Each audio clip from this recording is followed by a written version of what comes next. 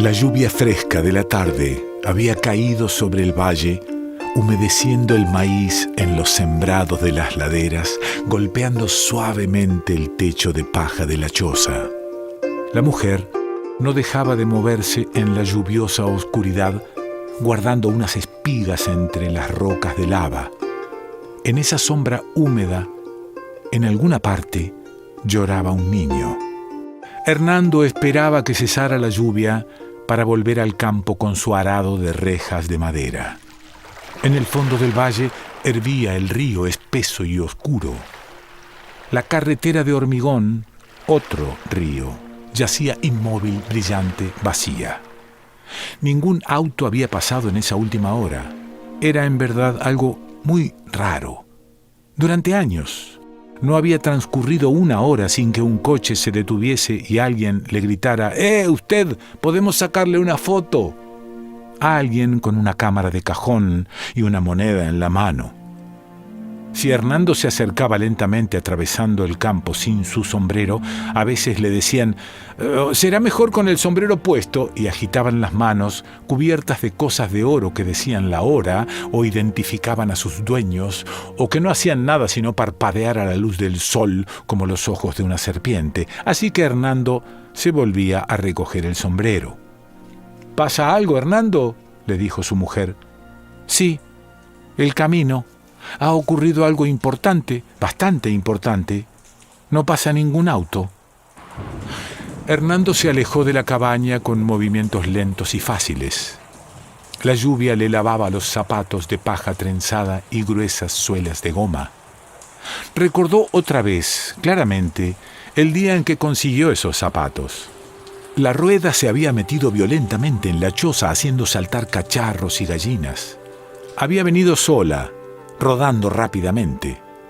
El coche, de donde venía la rueda, siguió corriendo hasta la curva y se detuvo un instante con los faros encendidos antes de lanzarse hacia las aguas. El automóvil aún estaba allí.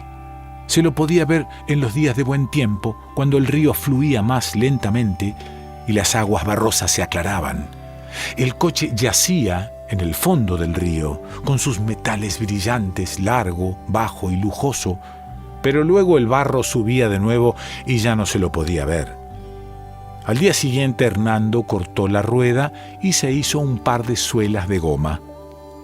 Hernando llegó al borde del camino, se detuvo y escuchó el leve crepitar de la lluvia sobre la superficie de cemento.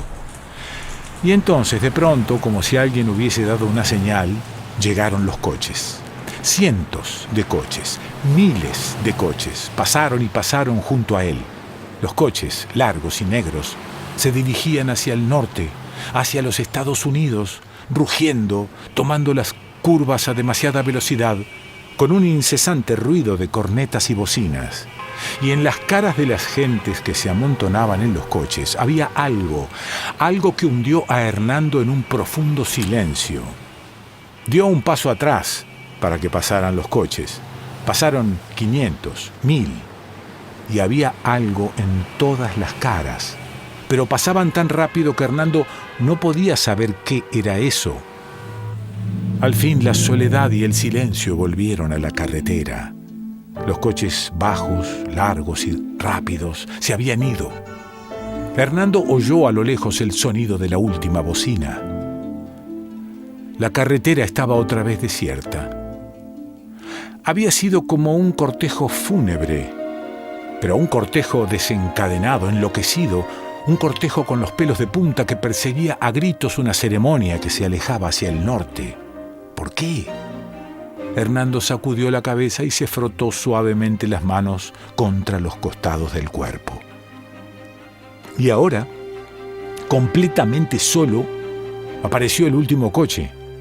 Era verdaderamente algo último.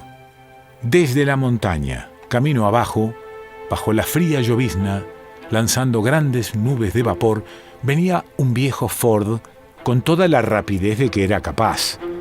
Hernando creyó que el coche iba a deshacerse en cualquier momento. Cuando vio a Hernando, el viejo Ford se detuvo, cubierto de barro y óxido. El radiador hervía furiosamente. «¿Nos da un poco de agua, por favor, señor?». El conductor era un hombre joven de unos 20 años de edad.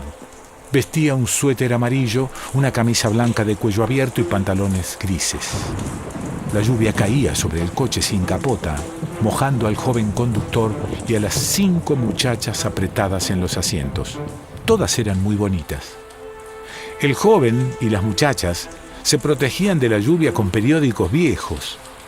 Pero la lluvia llegaba hasta ellos, empapando los hermosos vestidos, empapando al muchacho. El muchacho tenía los cabellos aplastados por la lluvia, pero nadie parecía preocuparse, nadie se quejaba y era raro.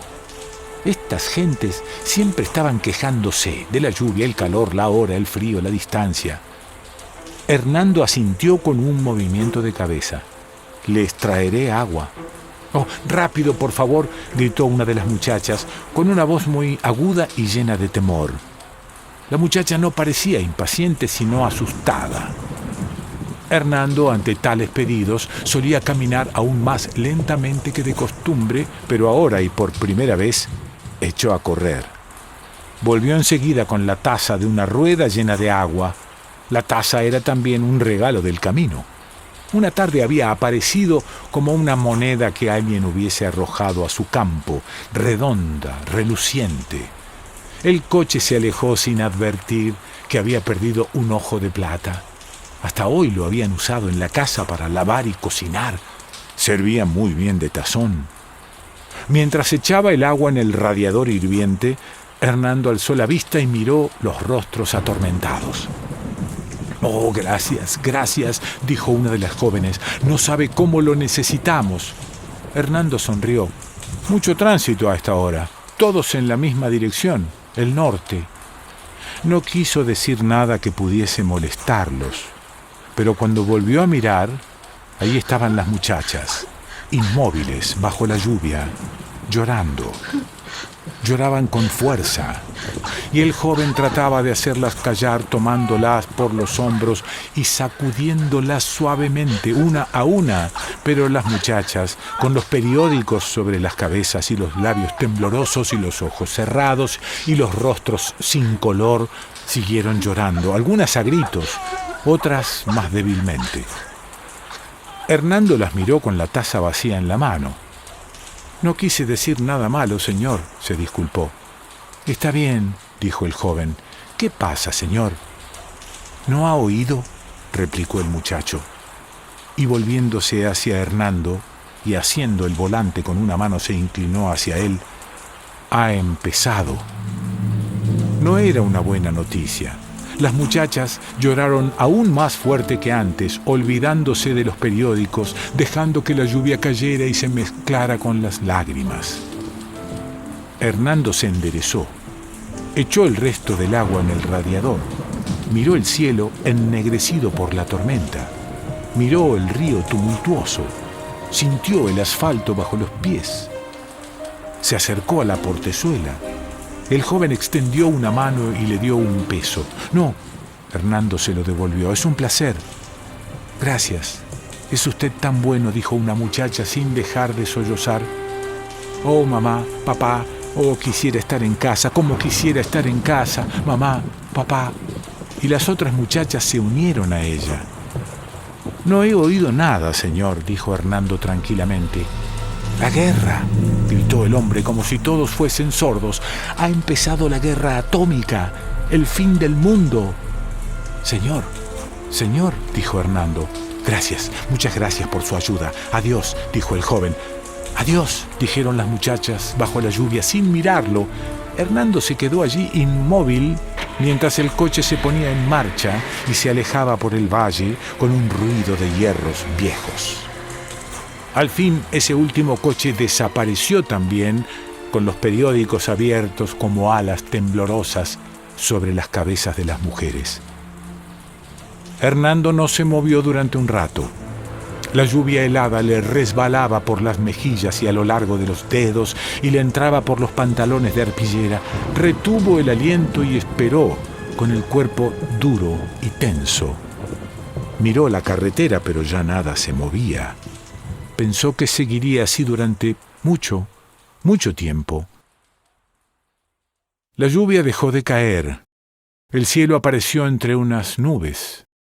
En solo 10 minutos la tormenta se había desvanecido como un mal aliento. Un aire suave traía hasta Hernando el olor de la selva. Hernando podía oír el río que seguía fluyendo suave y fácilmente. La selva estaba muy verde, todo era nuevo y fresco. Cruzó el campo hasta la casa, recogió el arado. Con las manos sobre su herramienta, alzó los ojos al cielo, en donde empezaba a arder el sol. «¿Qué ha pasado, Hernando?», le preguntó su mujer atareada. «No es nada», replicó Hernando. Hundió el arado en el surco. «¡Burro!», le gritó al burro, y juntos se alejaron bajo el cielo claro, por las tierras de labranza que bañaba el río de aguas profundas. «¿A qué llamarán el mundo?», se preguntó Hernando.